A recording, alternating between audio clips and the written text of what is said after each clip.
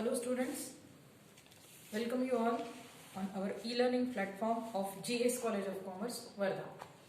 And today we will see in Business Economics, BCCA 3rd Sem, our continuing part of Law of Returns to Scale. In earlier lectures we have gone through with theory of production, and in that theory of production we have seen two different laws which are related with the time period. And what was that time period? It was long term and short run time period. Okay, means in long run which kind of law is applicable, rather producer insists on in long run which law, and that is law of returns to scale. And if the producer is interested to run his production activity in short run, then he has to follow, rather it is beneficial for him to follow law of variable proportions. Now law of variable proportion and law of returns to scale, these are the two main parts of the theory of production. Means in production process how producer decides, okay, in long run if he wants to continue his production activity for a shorter period, okay, and if he wants to run his business, his output, to earn that output in a longer period, it is advisable for him to follow the law of returns to scale. This is what is the story of law of returns to scale and law of variable proportions. If law of variable proportions, it means if the producer wants to complete his production with the help of combination of input, okay, he has to get that output, and if that production activity is for a short run, then he will go for law of variable proportion, and that word itself is self-explanatory, variable proportions, okay, returns to scale. Okay, that in that particular law of variable proportion means proportionate change in one of the input of the factor of production. And again, what is factor of production? What is input? Input means all the four factors of production are known as input: land, labor, capital and entrepreneur, that is producer. These are the four inputs of factors of production. Means factor of production itself is known as input, and with the help of this input the producer is taking his output. Means, and what is output? The total quantity of goods and services produced, okay, during that production process, how much total quantity is produced with the help of input. And that is why then we have talked about what is production, then what is production function, then what is total product, average product, marginal product, everything we have gone through and seen in detail.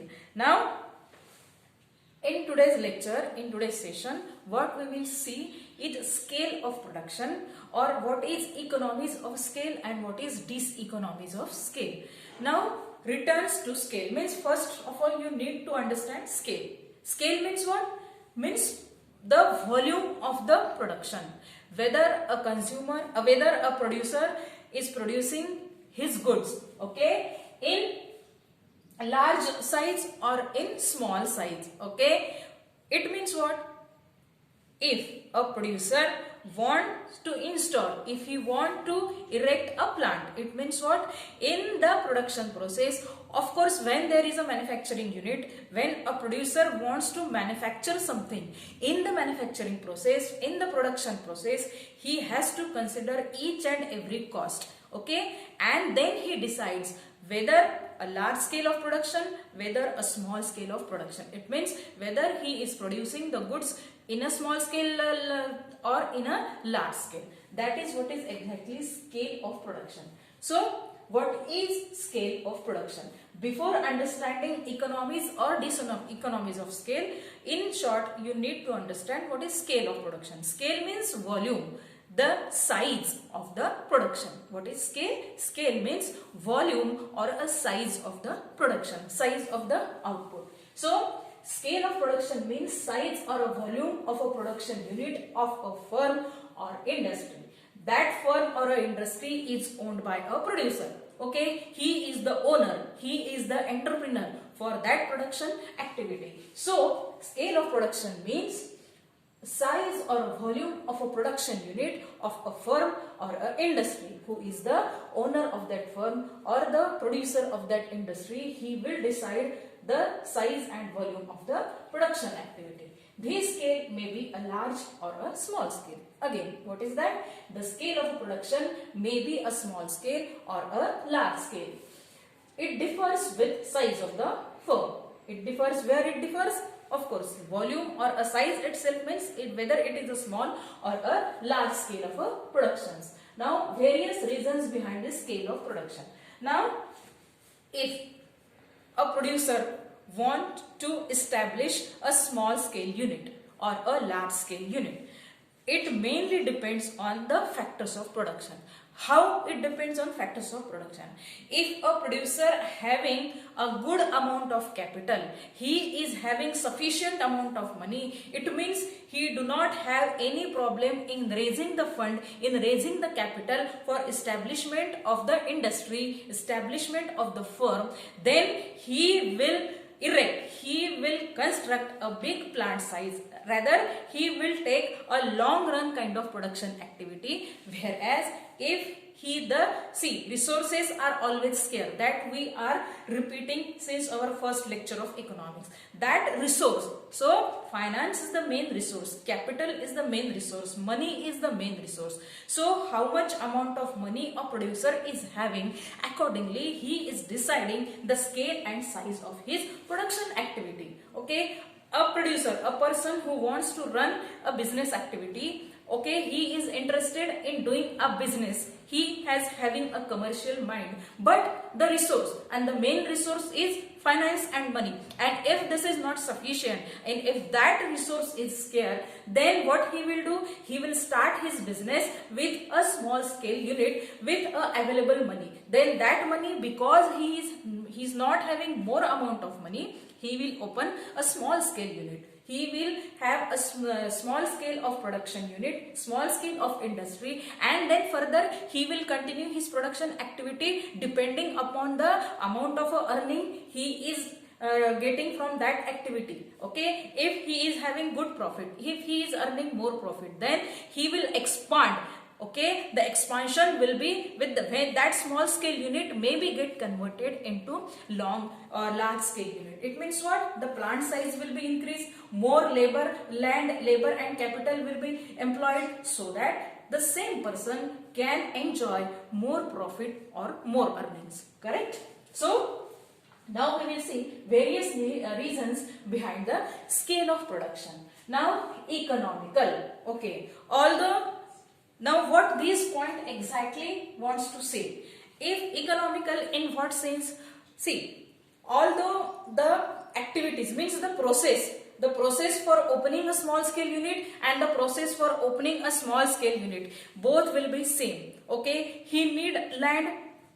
For small scale unit land is required, for large scale unit also land is required. Here the labors are also required, in large scale also the labors are required. So what exactly is noted down here is generally large scale firm establishment is more economical as compared to small scale business. It means what? If a producer take some loan from the outside, loan from the bank or loan from the any other financial institution and implement more amount of capital in the business, then it is economical for him, because all the activities are going to be same, only the scale differs. Okay, instead of opening a unit with 100 laborers or 100 manpower, 100 number of people or individuals, the producer will be suggested, or it is economical for him to do the same activity with putting more input, that is more capital for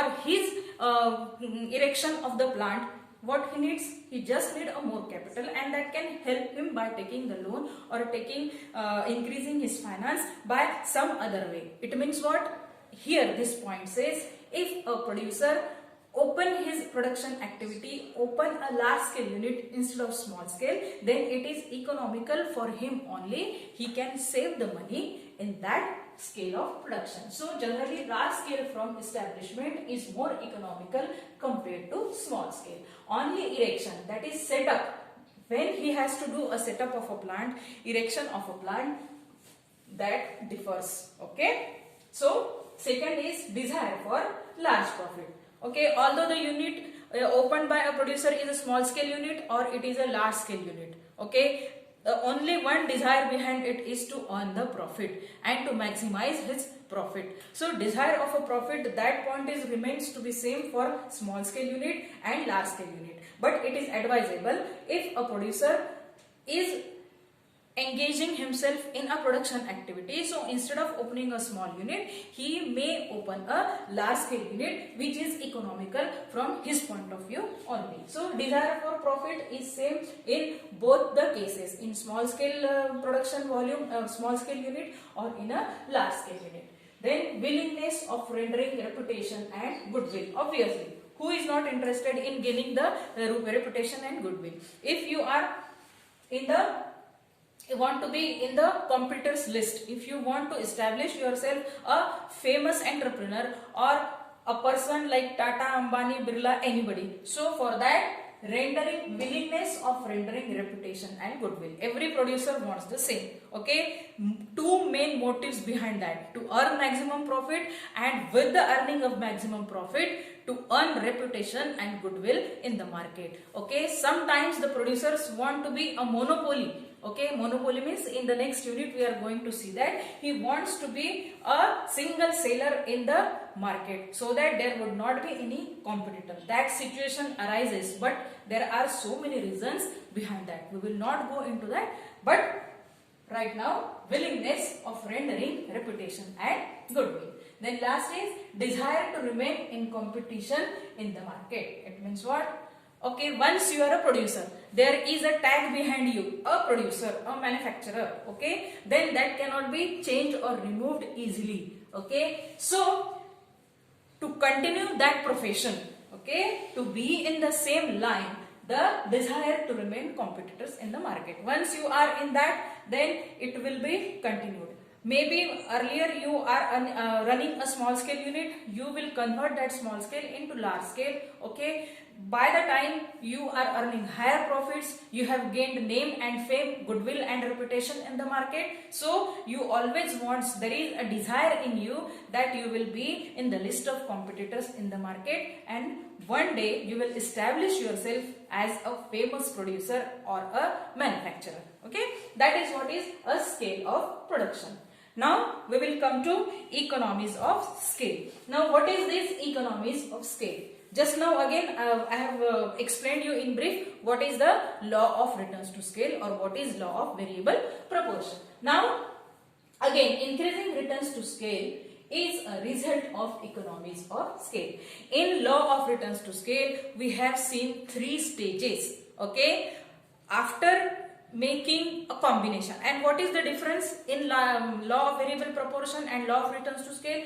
In law of returns to scale, producer can make changes. He can vary each and every input of production. And what is that input? He can make the changes in each and every factor of production. He may change the plant size. Okay, that is land.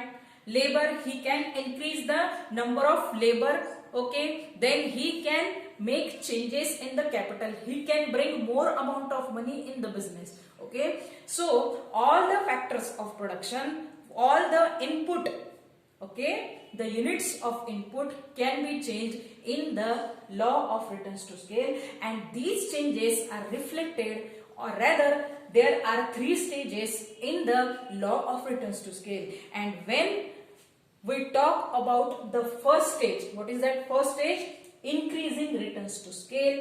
So economies of scale is nothing but increasing returns to scale, correct? So increasing returns to scale is a result of economies of scale. It is measured in the monetary terms. Again, it is measured in the monetary terms means what? When the producer is making changes in labor and capital, okay, he is varying one proportion, he is varying the proportion of labor and capital. Then what is the result? Okay, that can be gained in monetary terms. It means what? If the production process is saved, instead of taking 6 months for the output, that same output is taken out within 4 months. It means what? The producer has saved the time. Along with the time, the cost is saved. And what is that cost? The cost of capital and the cost of labor. Instead of paying the laborers for the 6 months, he has to pay to the laborers the wages to the laborers only for 4 months. It means obviously he has saved his money. Okay, the capital is saved. So it can be calculated or it is measured in monetary terms. How much wages for the 2 months has been saved can be easily measured in monetary terms. So as firm expands its production, okay, what is production? Production is output. It gets many advantages, that is known as economies of scale. When firm enjoys profit and better earnings with the help of division of labor. It means what? What this line says, when the firm enjoys profit, better earning with the help of division of labor. Division of labor means the number of laborers. The one input factor which is known as labor, that is increased. Okay, that is what is division of labor. Technical and managerial support. Okay, technical means the technology which is used cannot remain changed, but there may be some changes with reference to the managerial support. If a producer is appointing a higher level person at a managerial post, it means what? He is giving his knowledge, he is giving his support so that the production activity may be completed with the help of that managerial support, and that is economies of a scale for a producer.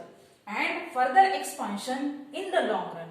Okay, if you stretch elastic, what it happens? At one point it breaks. So that the expansion means after some limit, after a certain limit, a producer cannot make changes in the long run. He cannot frequently change the factors of production, so that again it will be converted into diseconomies of scale.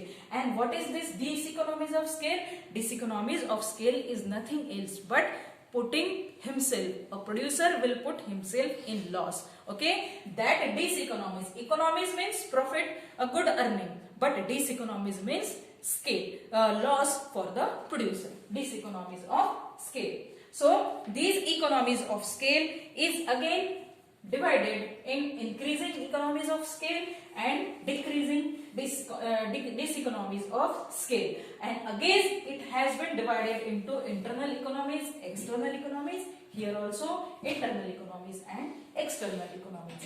So the chart, again there are reasons behind internal economies and external economies for the increasing economies of scale and decreasing. So that we will see in our next lecture. So this is sufficient for today. We are finishing our lecture for today. Thank you.